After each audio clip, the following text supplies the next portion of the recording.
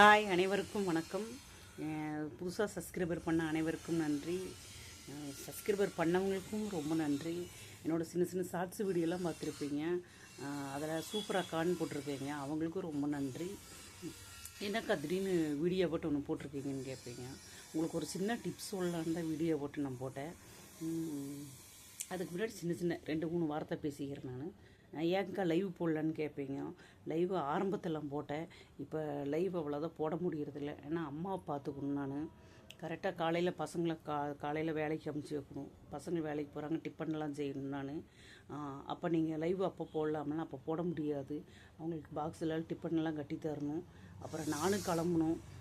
அம்மாவுக்கு டிஃபன்லாம் எடுத்து வச்சுட்டு தான் அப்புறம் போகணும். போயிட்டு 2-3 ஆகும் நான் வர்றதுக்கு. இல்லைக்கா நீங்கள் வேலை செய்கிற இடத்துலேருந்தே லைவ் போடலாம்லான்னு கேட்பீங்க.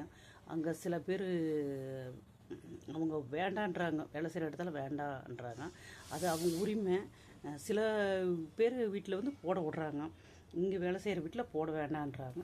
சரி, நாம் அது அவங்க இது நாம் அதை ஒன்றும் சொல்ல முடியாது.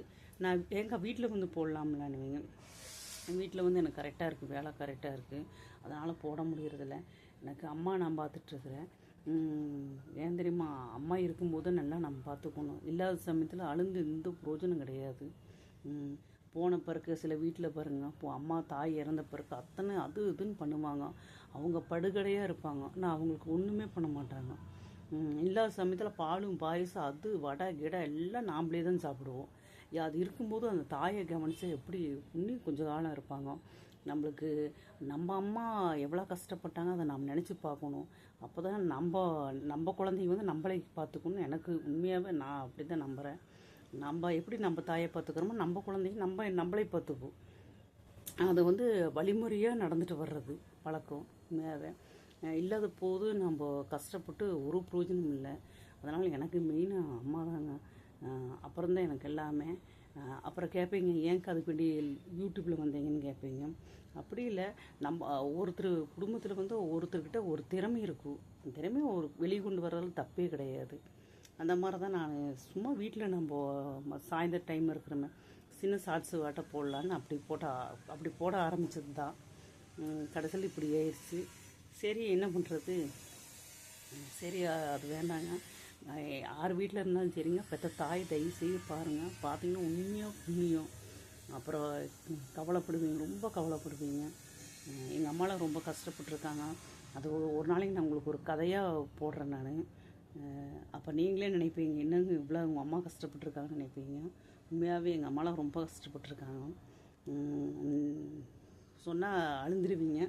வேண்டாம், எனக்கு அதனால் நினச்சா சங்கடமாயிருவேன். உங்களுக்கு ஒரு சின்ன டிப்ஸு. பெண்கள் வந்து வெளியே வந்து டெய்லர் கடையில் துணி கொடுத்து தைப்பாங்க. அது பழக்கம்தான். 30-20 ரூபா கொடுத்து தைப்பாங்க. நான் அப்படி இல்லை, பெட் ஓரையெல்லாம் வந்து வீட்லேயே உக்காந்து தைச்சிக்குவேன். ஊசி நூல்லேயே உக்காந்து பாருங்க. இப்போ தான் நான் ஆரம்பித்தேன். கொஞ்சம் தைச்சிட்டேன். பெட் ஓரை துணி இல்லை, கிழிஞ்சு போச்சு. அதனால் பெட் ஓரை தைச்சிட்ருக்குறேன். எங்கள் அம்மாவுக்கு நான் தான் தைச்சி கொடுத்தேன். வீட்டில் நானே சின்ன சின்ன இது பண்ணிக்குவேங்க. நான் அவ்வளோதான் வெளியே இது கொடுத்து நான் பண்ண மாட்டேன். நான் லைவ் போடுறேன், கண்டிப்பாக வரேன்.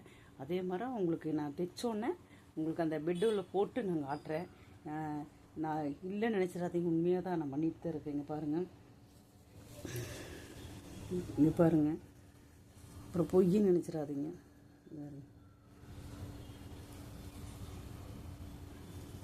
தைச்சிட்டு தான் இருக்கேன். உங்களுக்கு நான் லைவ் போடுறேன். நான் கண்டிப்பாக லைவ் போடுறேன். ஏங்க அப்புறம் அடுத்தவங்க லைவுக்கு எதுக்கும் போகிறதில்லன்னு கேட்பீங்க. எனக்கு அவ்வளோதான் இங்கிலீஷ் தெரியாதுப்பா. தெரிஞ்சால் தான் நம்ம அடுத்தவங்க லைவில் போய் இங்கிலீஷில் நம்ம போட முடியும். தமிழ்லன்னு அது எப்படி தமிழ்னு தெரியல. இப்போயே வந்து எங்கள் அக்கா மருமக வந்து சொல்லி கொடுத்துட்டு போச்சு, இப்படி போடுங்கக்கா வீடியோ அத்தான்னு சொல்லி கொடுத்துட்டு போச்சு. இப்போ அதை வச்சு தான் நான் போட்டிருக்கேன். ஏதோ சின்ன பிள்ளையாக இருந்தால் என்னை மன்னிச்சுக்குங்க. அதே மாதிரி அம்மா பார்த்துக்குங்க, அம்மாவை பார்த்துக்குங்க, அம்மாவை பார்த்துக்குங்க, அப்பாவும் பார்த்துக்குங்க. 2 பேரும் நம்மளுக்கு மெயின். ஓகேங்களா. உங்களுக்கு நான் பெட்டு அந்த உரம் தைச்ச பெட்டில் போட்ட வரைக்கும் நான் உங்களுக்கு கண்டிப்பாக காட்டுறேன். சரிங்களா. பாய்.